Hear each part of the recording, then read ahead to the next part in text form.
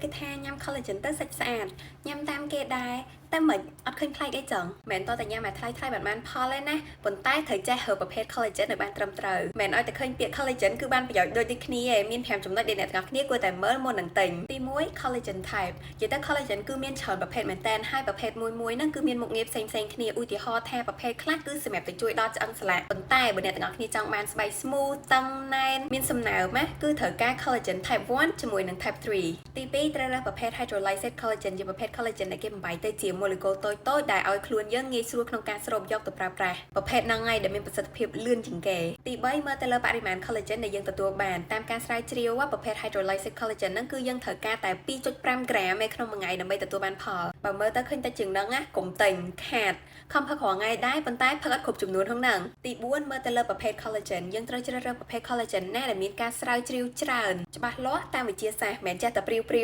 ឧទាហរណ៍ដូចប្រភេទមួយនេះឈ្មោះ Verisol ដែលមានការស្រាវជ្រាវច្រើនមែនទែនដែលបញ្ជាក់ពីផលប្រយោជន៍នៃ collagen មួយប្រភេទនេះទី5កុំជ្រើសរើសប្រភេទ collagen ណាដែលមានបន្ថែមរសជាតិជាមួយនឹងជាតិស្ករច្រើនយើងដឹងហើយថាការញ៉ាំជាតិស្ករច្រើនគឺអាចប៉ះពាល់ដល់សុខភាពរបស់យើងហើយម្ហូបអាហាររបស់យើងរាល់ថ្ងៃហ្នឹងគឺមានជាតិស្ករតិចតួចហើយអញ្ចឹងកុំឲ្យ supplement ដែលយើងញ៉ាំជំនួយបន្ថែមហ្នឹងណាបន្ថែមជាតិស្ករចូលទៅក្នុងខ្លួនយើងទៀតខ្ញុំក៏ញ៉ាំ collagen ជាប្រចាំដែរហើយម៉ាក់ដែលខ្ញុំញ៉ាំហ្នឹងគឺ Mega V Care Glow Collagen ញ៉ាំចូល2ខែ